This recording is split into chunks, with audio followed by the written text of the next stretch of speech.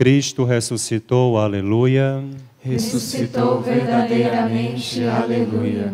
Reverendíssimas Madres Superioras, queridos irmãos e irmãs na vida consagrada e religiosa, saúdo-vos com um caloroso bom dia e saúdo a todos os nossos irmãos e irmãs que nos acompanham através das mídias sociais deste Instituto.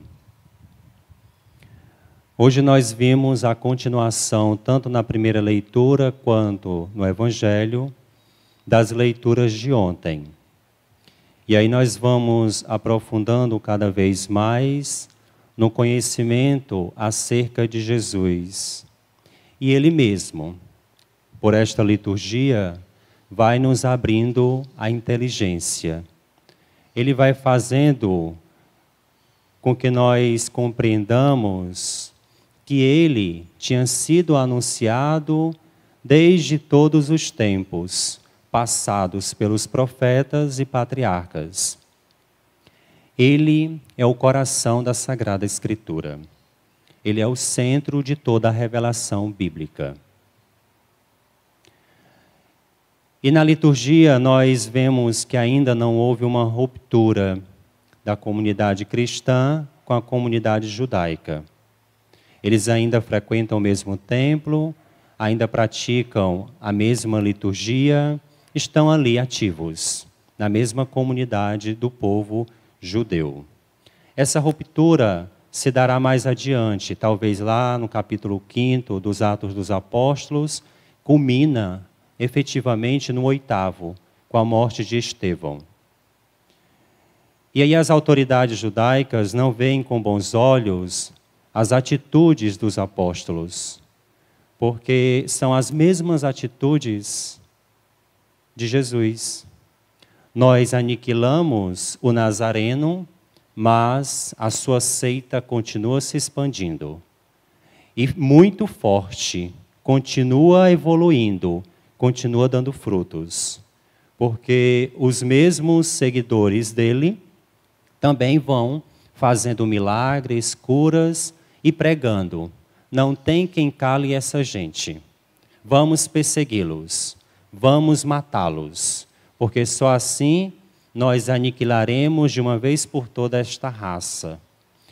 E aí, os aparecendo, eles vão se expandindo pela face da terra. Porque depois que o cristianismo é declarado uma religião oficial do Estado, há aí uma grande quantidade de batismos em massa.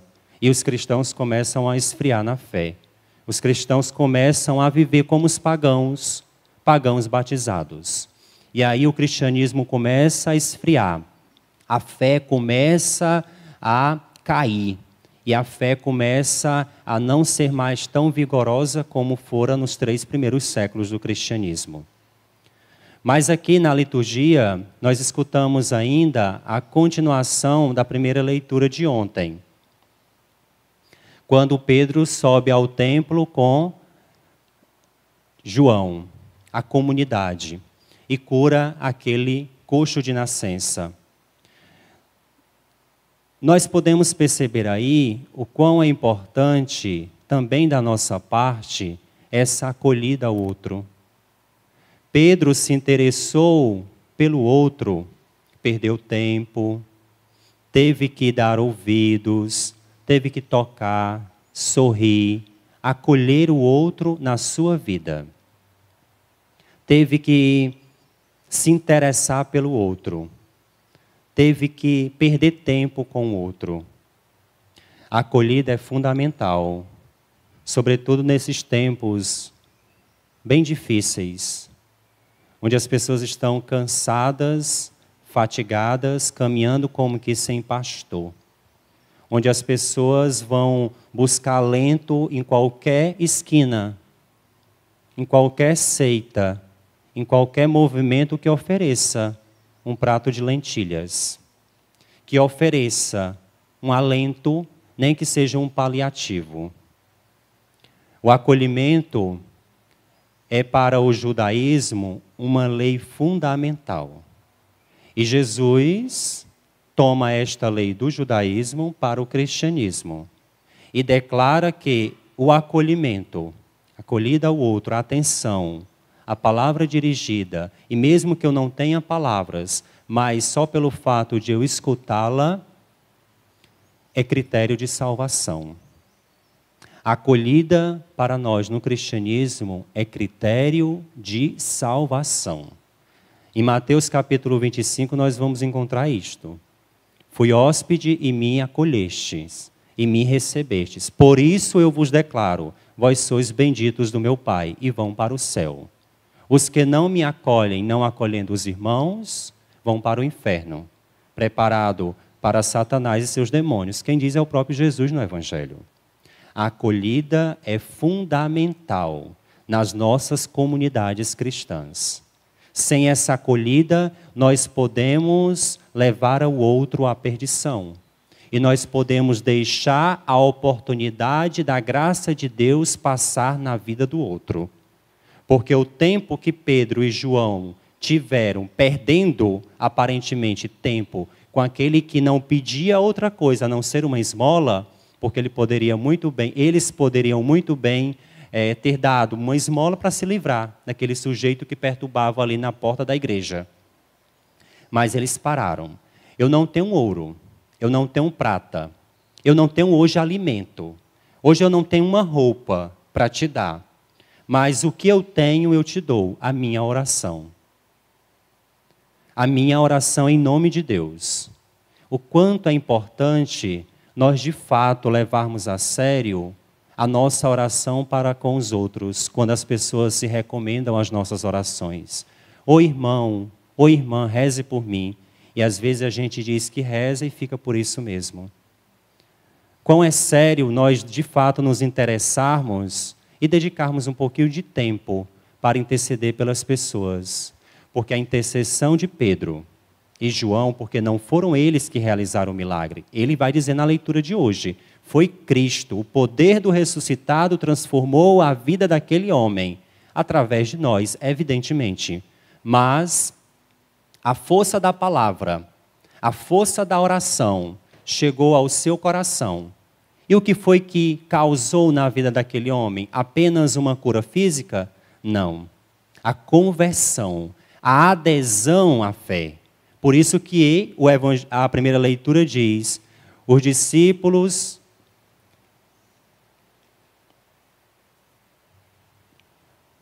naqueles dias, como um paralítico, não deixava mais Pedro e João. Haja paciência. Este homem não deixava mais a comunidade. Pedro e João, lembram? É a comunidade, dos mais velhos aos mais novos, que rezam. Rezar não é coisa só para velho, não, como eu já dizia ontem. Até porque tem velho que não reza. Tem velho que passa o dia todo jogando dominó na Praça do Ferreira. E nem sequer reza. Não é de quem precisa de Deus. É de quem necessita de Deus. E aquele homem não deixava mais a comunidade. Ele acolheu a vida da comunidade como sua vida. Ele acolheu a fé. Esta é a proposta de todos os milagres. Jesus realizou mais ou menos 35 milagres ao longo dos evangelhos. É claro que muito mais, diz São João. Mas o que está relatado foi o suficiente para que nós creiamos que ele é verdadeiramente o Filho de Deus. E aí Jesus realizou esses milagres com que objetivo? De nos levar à fé, de aderi-lo como a nossa fé fundamental. Não é para nós ficarmos estacionados nos milagres, não. O povo que era saciado com pão, com a multiplicação dos pães, lá em João 6, corria desesperadamente atrás de Jesus, achando que ele era padeiro. Vocês vieram atrás de mim, atravessando o mar, vindo a Cafarnaum, para me pedir pão. Não é porque vocês acreditaram nas minhas palavras. Não é porque vocês acreditaram naquilo que eu queria que vocês acreditassem. Eu transformei o pão em pães para que vocês acreditassem que eu sou o verdadeiro pão descido do céu. Eu sou o alimento que não perece. Trabalhai por aquilo que não perece. Acordai todos os dias 4 horas da manhã para buscar aquilo que não perece. Aquilo que não perece. Este é o mandato de Jesus para nós. É o que nós estamos fazendo aqui agora. Buscando, trabalhando, dormindo e acordando para que o alimento permaneça em nossos corações. Para nós, de fato, nutrirmos do pão eterno. E aí Jesus realiza muitos milagres e diz, olha, não saia por aí dizendo ainda que eu fiz isso, que eu fiz aquilo. Fechava só a boca, o povo saía dizendo, Jesus realizou um milagre em mim. Jesus não queria ser conhecido como milagreiro. Ele não queria ser conhecido como feiticeiro, como aquele que vinha fazer milagres. Mas ele queria ser conhecido como Filho de Deus. É por isso que os milagres, eles não são um distintivo de Jesus. Não é uma particularidade os milagres, porque os profetas também fizeram milagres. Os profetas, se você for catar na Sagrada Escritura, você vai encontrar lá muitos milagres realizados pelos profetas. Prodígios, portentos, coisas maravilhosas. E qual que é a diferença de Jesus para os profetas? É que ele é Filho de Deus e que ele ressuscitou, coisa que nenhum deles atrás fizeram. Este é o distintivo de Jesus. Por isso, esta é a pregação dos apóstolos. Porque se os apóstolos fossem se deter nos milagres e prodígios de Jesus, o povo ia considerar Jesus mais um profeta. Mas ele não é mais um profeta, porque o distintivo dele é, ele morreu, padeceu, foi sepultado e ressuscitou, coisa que não fez, coisa que não aconteceu com Moisés, com Elias, com Isaac, com Abraão, com Gideão, com Noé. Com esse povo não aconteceu isso não. E aí nós vamos entender este distintivo de Jesus. Por isso que em alto e bom som, depois de Pentecostes, por que depois de Pentecostes? Porque nós só temos coragem mesmo de anunciar o Cristo morto e sepultado e ressuscitado no Espírito. Fora do Espírito nós fracassamos, nós temos medo de apanhar. Nós temos medo de ser perseguidos. Nós temos medo de sermos caluniados, até pelos nossos familiares. Nós temos medo da perseguição, que o nosso nome vá para a sarjeta, que nós sejamos mal afamados, mas no Espírito nós temos essa coragem. Por isso que Jesus nos envia como suas testemunhas. A palavra testemunha, do grego martiria, Marte, aquele que não revoga a palavra, aquele que anuncia até as últimas consequências. Podem levar minha vida, mas eu não volto atrás do que eu estou dizendo e do que eu estou anunciando. Por isso que nós vimos aí os apóstolos sendo todos mortos, porque eles foram perseguidos e maltratados, mas não voltaram atrás, não deram o braço a torcer, não renunciaram à palavra anunciada. E aí eles continuam testemunhando. E Pedro, ali no templo, anuncia exatamente o que aconteceu com Jesus. Aquele que vocês mataram, lembram? Foi ele que realizou o milagre na vida deste homem.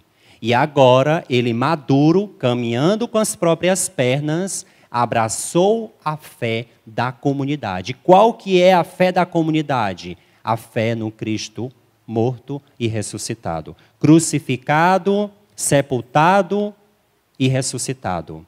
Ele abraçou a fé porque o ressuscitado agiu na vida dele, através do nosso acolhimento. Como o nosso acolhimento, como o nosso sorriso, como o nosso afeto, o nosso abraço, o nosso aperto de mão, o nosso olhar salva as pessoas. Como o nosso gesto fala, muito mais do que 1000 palavras. Como a nossa acolhida ao outro, ao menos para escutá-lo, mesmo que eu não tenha uma palavra de sabedoria, mas que eu ao menos pare para dar meu tempo a outra pessoa, já salva aquela pessoa. Quantas vezes um sorriso faz com que a pessoa ganhe o seu dia? Quantas vezes um gesto faz modificar o dia da pessoa? Isso é continuar agindo em nome de Cristo, ressuscitando as pessoas. Falta muito isso na igreja. E talvez seja por isso o motivo de muitas condenações. Porque a acolhida é critério fundamental de salvação. No dia do juízo, nos será perguntado isto. Como nós fomos capazes de acolher o outro? Não só o de fora, mas como comunidade mutuamente. Pessoas que muitas vezes, na vida cristã, na vida comunitária paroquial, na vida religiosa, vivem um azedume sem fim. Uma cara feia, como se vivesse tomando café, almoçando e jantando limão. Pessoas que vivem um azedume terrível. Vão crescendo, vão se desenvolvendo, vão envelhecendo, insuportáveis. Pessoas que não são sequer pessoas agradáveis, a ponto de alguém ficar por perto. Até os cachorros fogem. Até os animais têm medo, porque a pessoa se vinga em tudo. Está mal-humorada com tudo. Bate em todo mundo.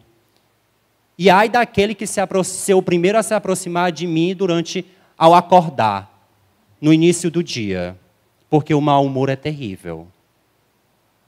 Muitas vezes nós nutrimos isso e achamos que estamos fazendo um bem, e achando que estamos evangelizando.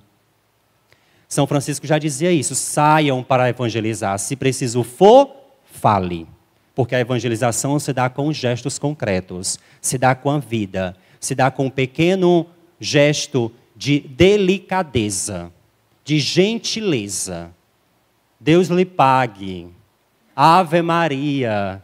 Deus te abençoe. Santo dia. Pequenos gestos concretos falam, evangelizam, instruem, catequizam. Pequenos gestos levam a Deus.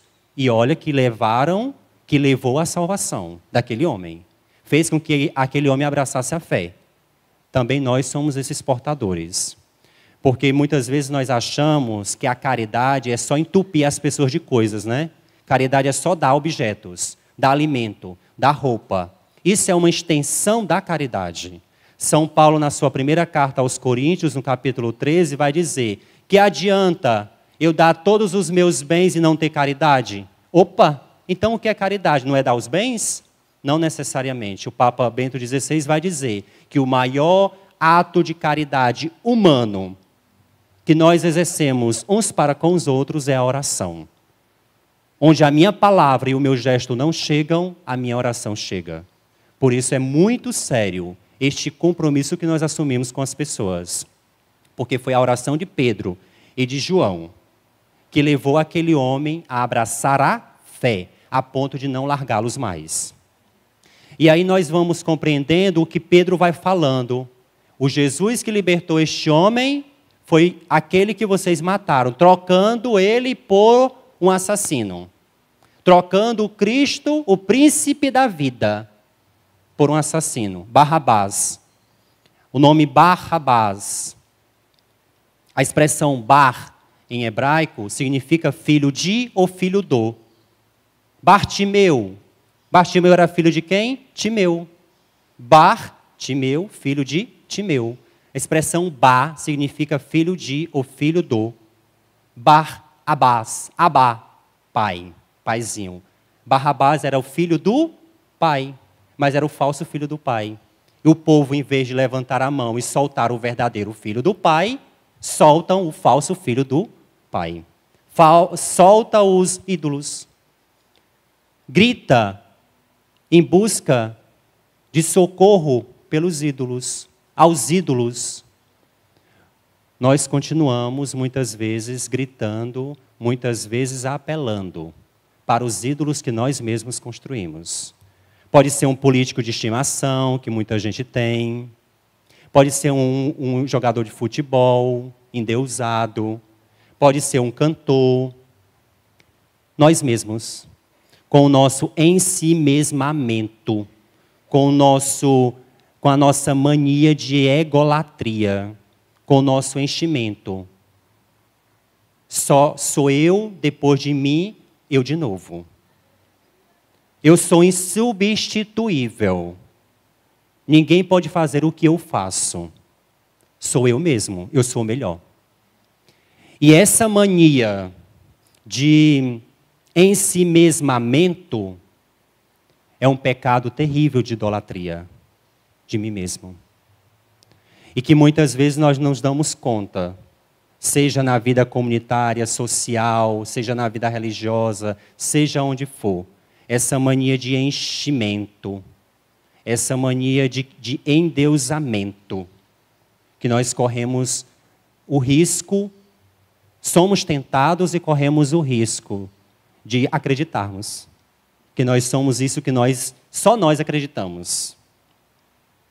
E aí, Barrabás é solto, o falso filho do pai. Quem são os falsos cristos? Os falsos deuses, os falsos ídolos para quem nós estamos apelando? Nós estamos substituindo o caminho do príncipe da vida? Estamos caminhando para abismo adentro? Como está a nossa vida? Quem são hoje as nossas prioridades? Ou quem é a nossa prioridade? Quem que de fato nós estamos buscando? A quem procurais? Pergunta Jesus a Maria Madalena. Meu Senhor, eu faço qualquer coisa para encontrá-lo. A quem procurais? Quem é que de fato nós estamos procurando? Quem vai responder é a minha vida. Como eu vivo, eu demonstro e mostro para o mundo o que de fato eu estou procurando. Onde está o teu coração, aí está onde está o teu tesouro, aí está o teu coração.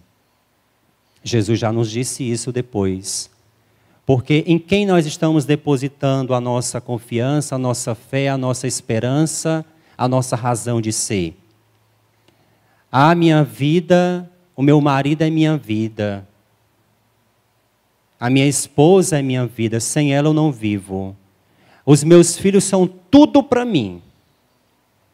O meu trabalho, Ave Maria, se eu perder, eu perco a vida. Os meus bens, o meu status, a minha riqueza, o meu prestígio, é tudo para mim. O tempo e a história se encarregarão de arrancar tudo isso da sua vida. E quando arrancar, o que vai restar? Uma vida vazia, uma vida fútil. E aí vem o pior de todos os sentimentos, o remorso de ter perdido tempo com bobagens. E não ter buscado, de fato, aquele que morreu e ressuscitou. Porque eu ainda vou nutrindo a minha vida buscando barrabases, falsos deuses, falsas idolatrias. Vou buscando compensações para compensar um vazio que só Deus pode preencher, diz o Salmo 63:7. O coração do homem é um abismo. Você pode encher de coisas e pessoas, e coisas e pessoas vão cair, vão afundar, vão, e você não vai encontrar um preenchimento. Se o coração do homem é um abismo e é infinito, ele só será tapado, preenchido com aquele que também é infinito. Só Deus pode preencher o vazio e o oco do coração humano. Você pode enfiar coisas, materiais, pessoas, como um Grand Canyon, vai afundar, vai cair e nunca vai preencher. Porque o coração humano, o abismo do coração humano é do tamanho certinho daquele que também é infinito. Pois só Deus pode preencher esse abismo que existe dentro de nós. E este que preenche o nosso vazio está no meio de nós, em carne e osso. Ele não morreu, não ficou vagando por aí como fantasma, não. De trás de um coqueiro, em cima da mangueira, como as pessoas veem por aí. Não, não existe isso. O Cristo que morreu, ressuscitou verdadeiramente. E prova disso é que ele come peixe. Mas Jesus come peixe, então quer dizer que nós, quando formos ressuscitados também, porque a semelhança do Cristo, nós também seremos. Então quer dizer que a gente vai precisar continuar trabalhando para poder comprar e adquirir o alimento? Não. Aquele gesto de Jesus era para dizer: Eu ressuscitei, eu tenho um corpo. Mas este corpo não terá necessidade mais alguma. Ninguém vai mais sofrer, ninguém vai mais dormir. Ninguém vai precisar trabalhar. Ninguém vai se cansar. Por que Jesus morre aos 33 anos? No auge da sua juventude, no brilho e no vigor da juventude, para dizer que a nossa eternidade será uma eterna juventude. Ninguém se cansará, ninguém precisará mais, terá necessidade alguma. Nós não vamos escutar mais nem o nome de político. Olha que graça. Nós não vamos ter mais nem acesso às redes sociais com aquelas discussões bobas. Tudo isso vai passar. Tudo isso passará. Só Cristo permanecerá. E nós, que o buscamos, que depositamos a nossa fé nele e não nos Barrabás da vida, nós também permaneceremos. Do jeitinho que nós somos, não como a lá Gabriela. Nasci assim, sou assim, vou morrer assim. Não, somos transformados por ele.